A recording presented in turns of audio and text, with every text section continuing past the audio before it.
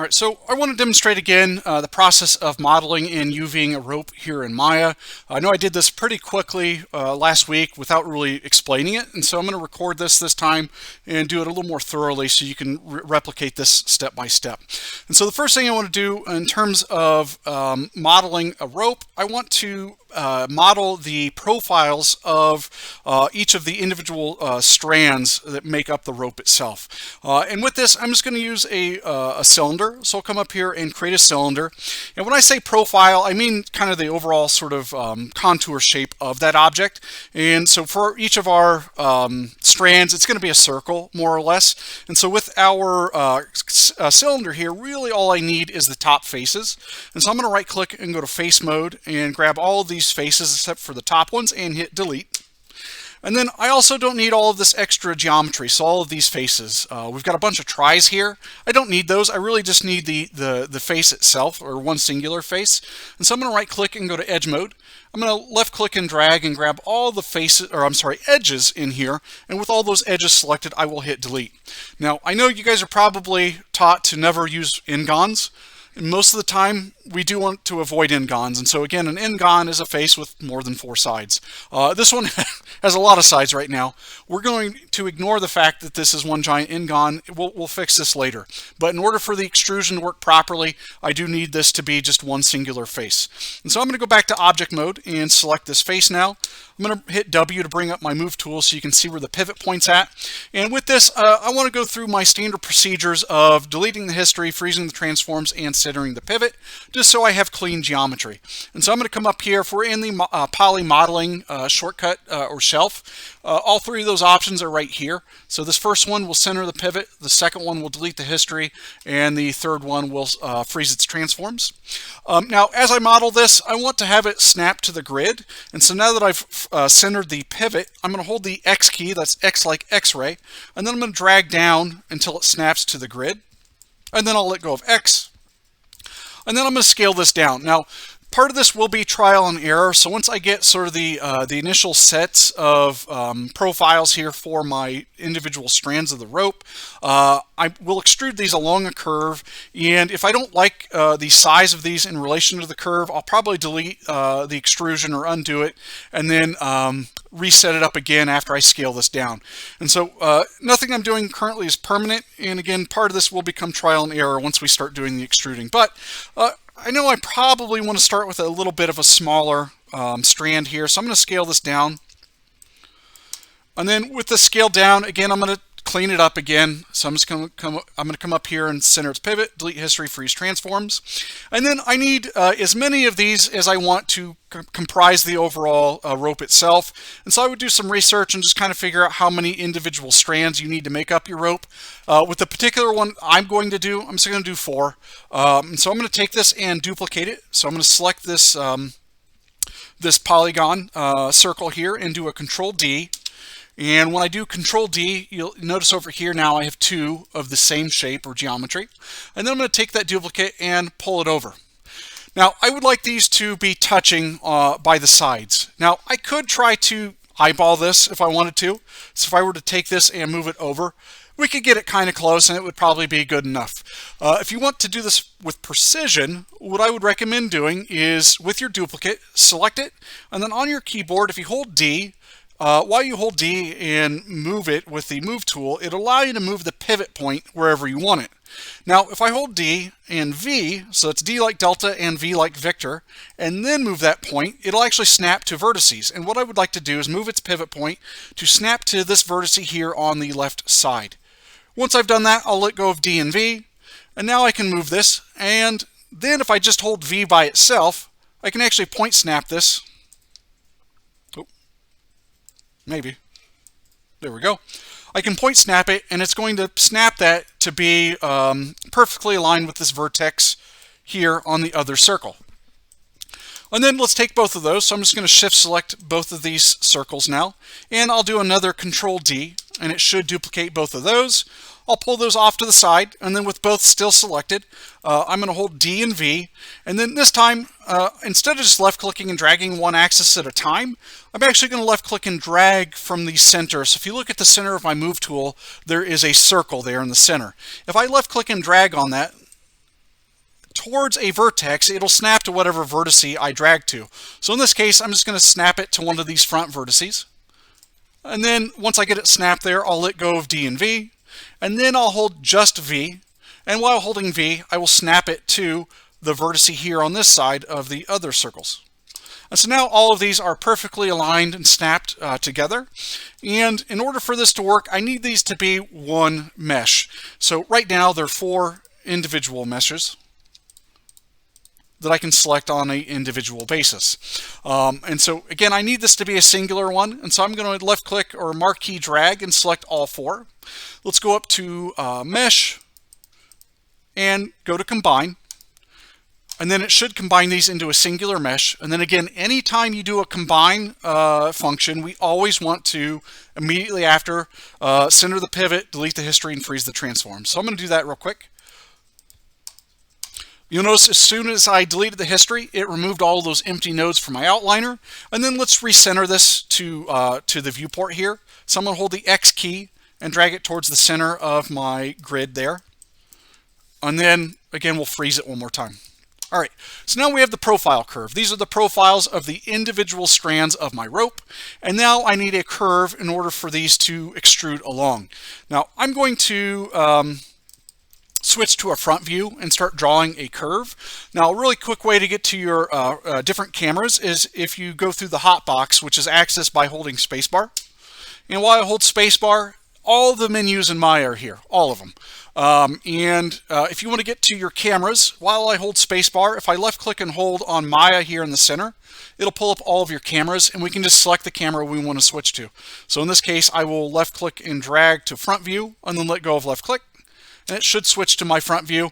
You could also do it the slow way by going up to panels, orthographic, front. It'll do the same thing.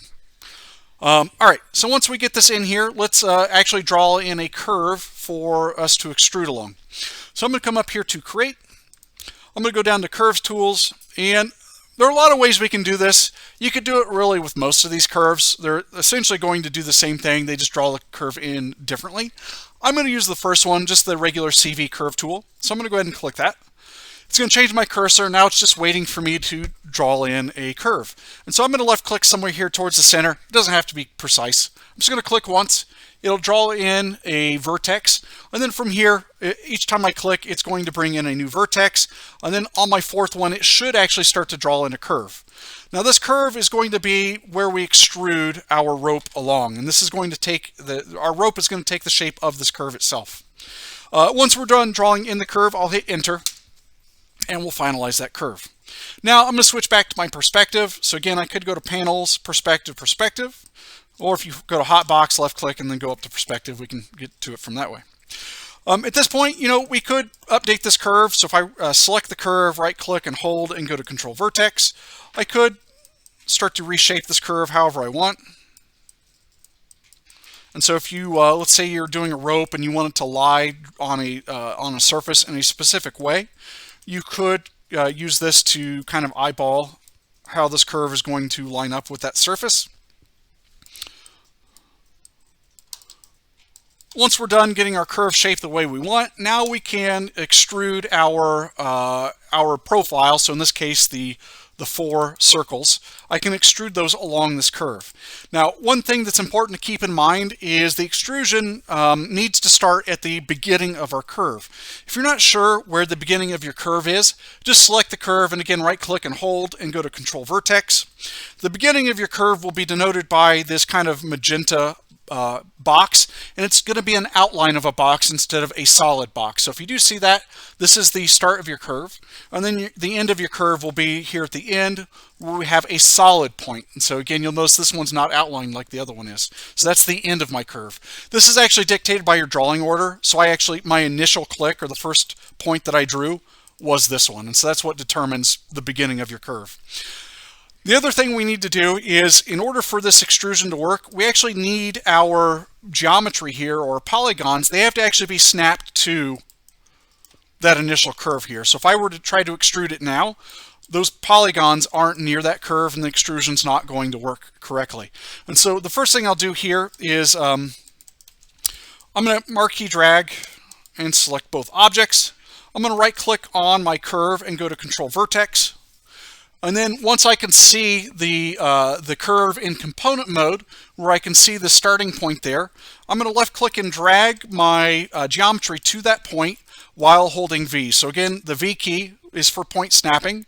And then when I drag, I'm actually going to again drag from that yellow circle here in the center towards that magenta vertex there. So I'm going to left click and drag, and it'll snap right to that vertex point. And then I'll let go of V and left click. And then I'm going to right click and go back to object mode and then select just my polygon object here. The other thing I would like to do is I almost want to imagine the polygons kind of facing in the direction or the angle of the curve itself. And so if I look at these faces, right now they're pointed straight up and they're not really matching the angle of the curve. And so I'm going to rotate these.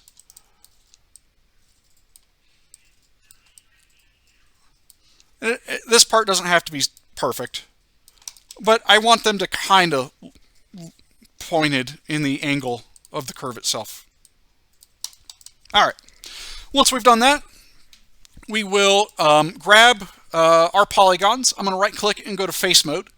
I'm going to marquee drag and select all the faces for all of those polygons.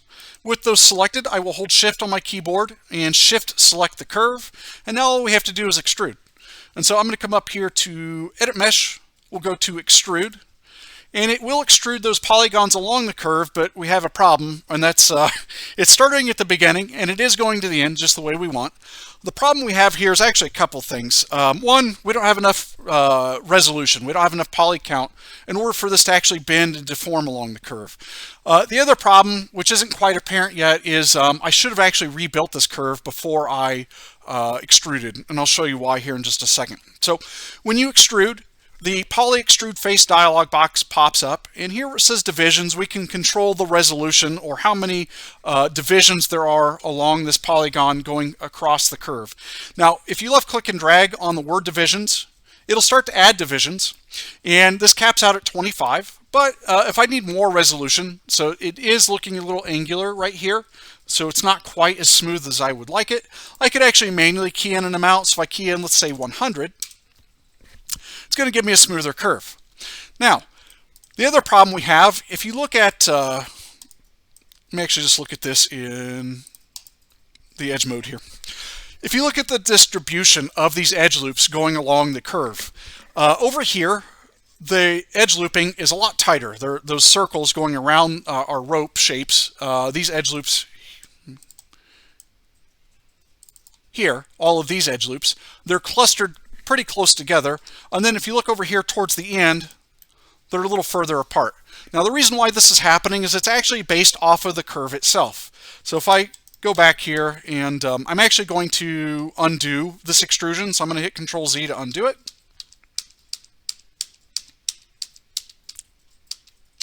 That way I get back to just my profile, my polygon shapes and the curve itself. I'll grab the curve and right click and go to Control Vertex mode. And so the reason why this is happening is if you look at the curve and the distribution of these vertex points.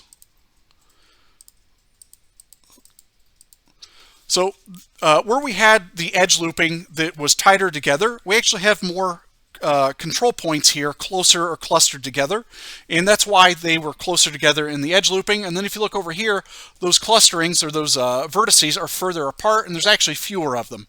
And so we're getting an uneven distribution of in terms of the edge looping with our extrusion. And so I want to make this a little more uniform before I do the extrusion. Now to do that, we'll have to rebuild this curve once we get it to the initial shape. And so I'm going to right click and go back to object mode.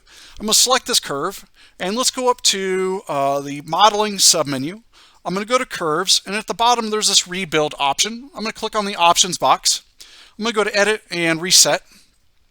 And with this, I want to do rebuild type. I'll do uniform. That's fine. Cubic, the degree. So the cubic is going to create this. It's going to make sure that the curve is more flowing and curve-like. If I were to do linear, it's going to be more angular, which I don't want. So I do want to maintain this more organic wave or curve shape. The other thing I want to do is number of spans, and so this is going to determine how many points along the curve or how many vertices I have on this curve.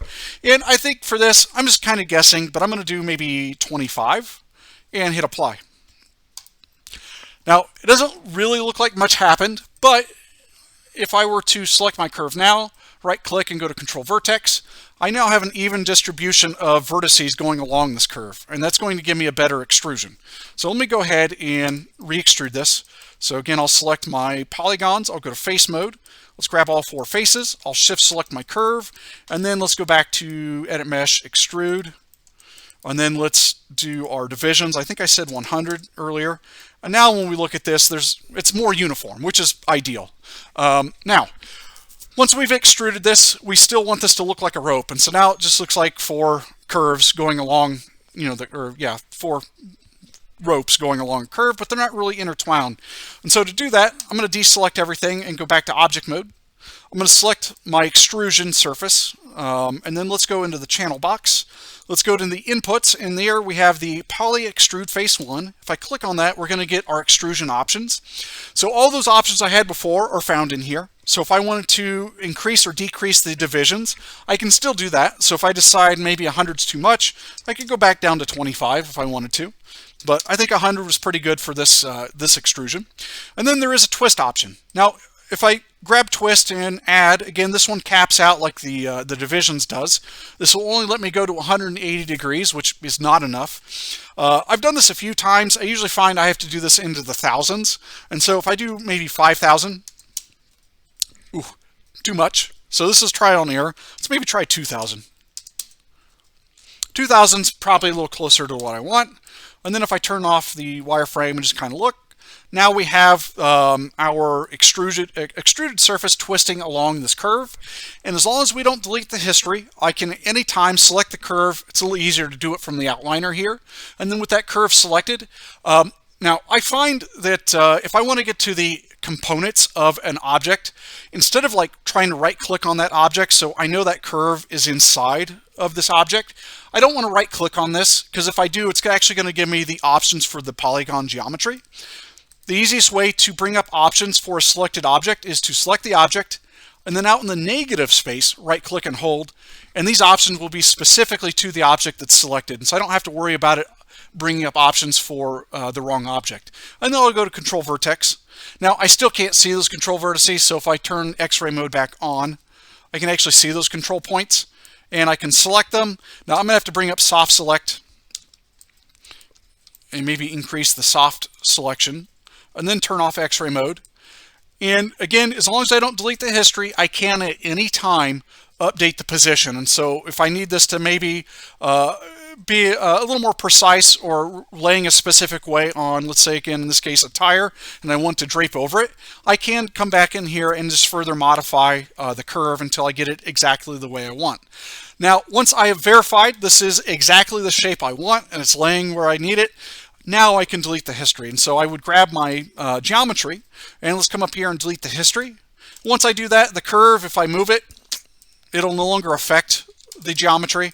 This is kind of hard baked, and so do make sure that this is exactly what you want before you delete the history. Now, the other thing I need to do, let me go ahead and take this curve and hide it for now. Let's say I want to UV these. It would be nice if I could get these in a straightened UV layout just to make it easier. And so we do want to UV this. Now before I do that, I want to get rid of these ingons now. And so I'm going to right click and hold and go to face mode. Turn off that soft select that I had on before. And I'm going to grab all 4 faces on both sides. So a total of 8 faces really. And then with all of those selected, let's go to the modeling toolkit and let's do an extrude. And then let's offset that ever so slightly. And then I'm going to do these one at a time. So in face mode, I'm going to select that center, and let's go up to edit mesh center, and it should merge all of those vertices into a singular point. Now I need to do each one of these. And so you could one at a time select that face center and then go back up here and go to mesh, merge to center, or a keyboard shortcut. So let me grab one of these and go to face mode and select it. If you hit G on your keyboard, that's G like golf, it will repeat the last command you did. And so in this case, the last thing I did was merge to center. And so I could just quickly come in here, select the face, and tap G. And as long as I don't do anything else, it should just repeat the merge to center command. All right, so we've got that all done. Let me select this and just clean it up real quick. So again, I'm going to center its pivot, delete its history, freeze its transformations. And now we're ready to UV. So let's bring up the UV editor. Oh. Now, normally you would, I'm going to save this real quick because I do notice sometimes when I get into UVing, Maya likes to crash. Normally you would make a project folder. I'm going to do a big no-no, and I'm just going to go File, Save As, and throw this on my desktop. Don't ever do this. You're fired if you do. Please don't fire me. All right. So I saved my project in case it wants to crash. I'm going to select the rope here, and I'm just going to position my camera to kind of look head on at it. And then I'm going to come up here to UV. I'm going to go to planar and click on the options box. In the planar options box menu, I'm going to go to edit and reset. And then I'm going to do from camera. And then just making sure the rope is still selected, I'll hit project. And what that should do is project UVs onto that selected object based on what my camera sees. And so you can see there in the UV editor, it did just that. And now I would like to separate the individual strands and UV each strand one at a time. So I'm going to give myself a little more screen real estate over here. And then to focus on one strand at a time, I'll want to right click and go to face mode. And then double click on just one of the faces for the strand that I want to focus on.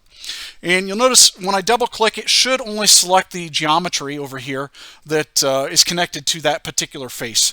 And then I could come over here into the UV editor, and I can actually pull that UV shell over here to the side and work on that.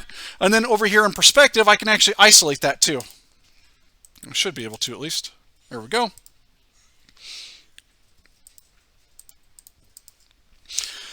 And now I would like to start making my seams. And so the first thing I want to do is I want to cut a seam going around the edges on both ends. And so let's go ahead, right click and in edge mode.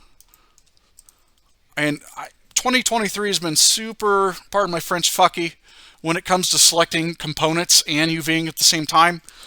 I don't know why, but you might have to finagle with it. So when I select it, sometimes it'll show the highlight, sometimes it won't. But I want to make sure that entire edge ring is selected. And then over here in the UV editor, we'll go over here to cut, cut. And if it worked, we would see your border here as long as you have this option turned on, or your seam. But it didn't cut, again, because the selection tool is weird.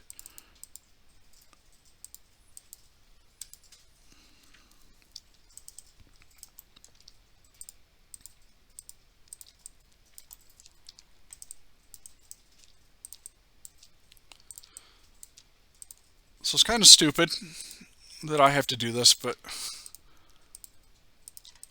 if you're using Maya at home, maybe make sure you have the most up-to-date version so you don't run into stupid errors like this or glitches.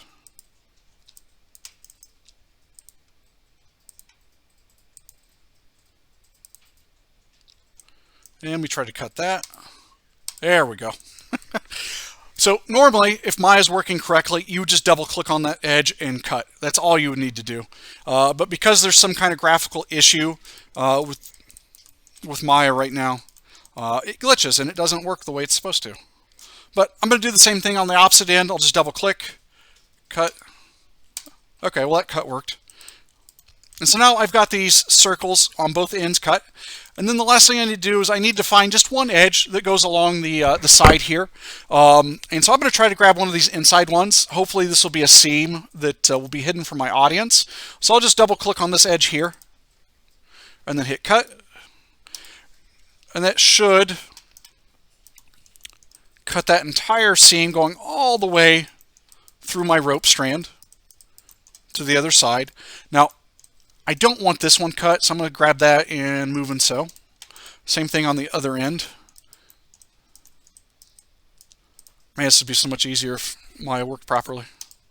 There we go. So we've got that all cut. So again, we cut the circle around both ends and then one edge loop going all the way through the center. Once we've done that, I'm going to save real quick. in case Maya decides to crash on my unfold. And then I'm going to come over here to my UV editor. I'm going to right click and go to UV shell. And I should have the strand itself and then the two rope ends here and here. So I'm going to shift select all three of those. Let's close the cut and sew menu. Let's go to modify and unfold. And it didn't crash. Wow. And then I'm going to take this and rotate it. So I'm just selecting that UV shell. I'm going to hit the E key. And I'm going to rotate this to be as vertical as I can get it. Now if you zoom in and look, there's this kind of wavy pattern happening in this. So at this point, I would like to straighten my UVs so that maybe they're a little easier to paint if I needed to do this by hand. So I'm going to grab this and let's go up to modify. Let's go down to straighten UVs. This is another time where maybe I should have saved before this because this is another point where it likes to crash. Now there's a lot of UVs so it's got to think about. So I'm going to be patient and I'm not going to touch anything and I'll let it finish. And it should do a mostly good job. Now, if you look here, it's slightly off. So it's not perfect every time. And sometimes I have to come in and start to fix this by hand.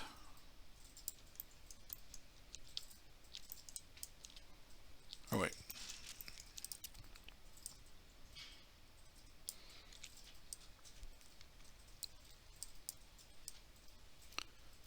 There are plugins that that make this process a lot easier. If you ever have instances like this, where, let me actually just jack these way up. Let's say you've got a bunch of vertices here like this, you need them all to be in a straight line. What you can do is marquee select and drag, or marquee drag and select all of them, and then bring up your scale tool. This works in modeling too, but we're doing UVs specifically. And if I want these all to be in a straight line, I would need to think about what axis would cause these to move. And in this case, it's going to be the y-axis. And if I just keep scaling these in the y-axis, at a certain point, they will scale to the point where they are in a perfectly straight line.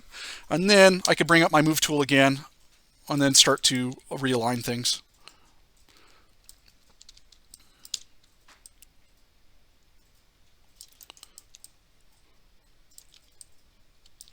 And so I'd spend a little time here and give these UVs some extra love and care. And I would make sure all of these are lined up straight across.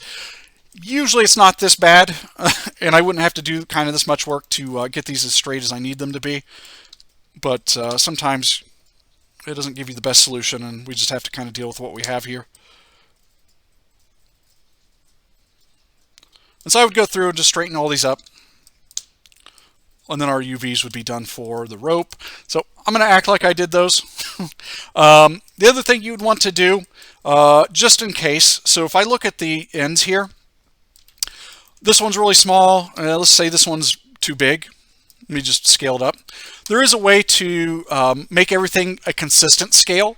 To do that, what you'll do is we'll grab one of the UV shells that we know is the correct scale. So in this case, this one here, let's say this one is the right scale. With this selected, if I go into the UV toolkit within the UV editor and go to transform, and inside transform there's a textile density option. In here there's get and set. So what get does is it looks at the scale of your selected UV shell and it will load it here into the value box. So if I hit get, the UV scale or the textile density of this rope is 32.6857. And now what I could do is come in here and grab both of these rope ends. So these are the circles on both ends of this strand, and hit set. And now those will both be consistent and they will be the same textile density as our twine or this one strand itself. And at this point, I would just grab all these, uniformly scale them all at the same time, and put them into my UV coordinate here. And then once I get that strand done, I would come over here and do the next set. And so I would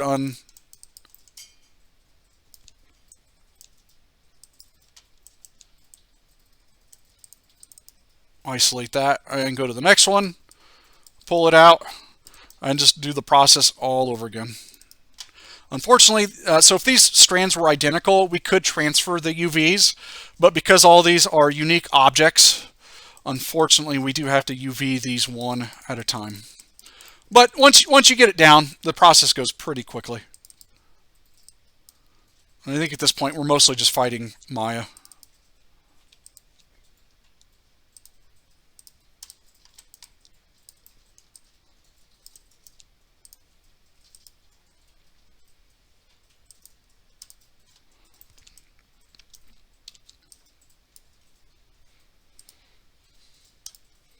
So once you get those seams in there, and now let me actually, so I've scaled these down already. Let me get the new textile density for the version that fits in the quadrant. So I'll grab that and let's go to get, and let's grab all of these now that we just unfolded and hit set. And now these should actually match my other strand that I've already done.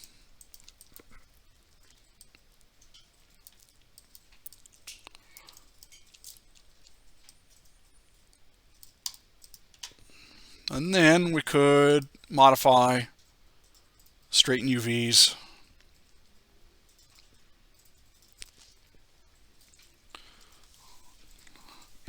We'll let it straighten them. And again, it looks like this one would take a little bit of work to get these straight across. This one actually looks like it did a little bit better job though. And I could probably grab all of those at once. Yeah, so this one's going to be a little easier to fix. But again, I would want to straighten these out, just like the other one. And I would do this to all 4 strands until I get them all done. And then again, I would just kind of lay them all out in the same UV space here. So I'm not going to do the whole thing. I'll go ahead and save here so you get kind of the gist of it. But that would be modeling a rope and UVing it. Now, if you do procedural textures, you could probably do shitty UVs. If you do a procedural texture in Substance, I probably could just grab these and do UV. I could do an automatic map and call it a day. Those are awful UVs. They're not very optimized, but if you needed it quick and dirty and you knew you were just going to do procedural in Substance and you're not worried about painting these at all in Photoshop, you could get away with this. It's ugly though. It would bother my OCD at least. But yeah, I'll go ahead and stop here, and then I should have these videos exported and up hopefully by the end of today.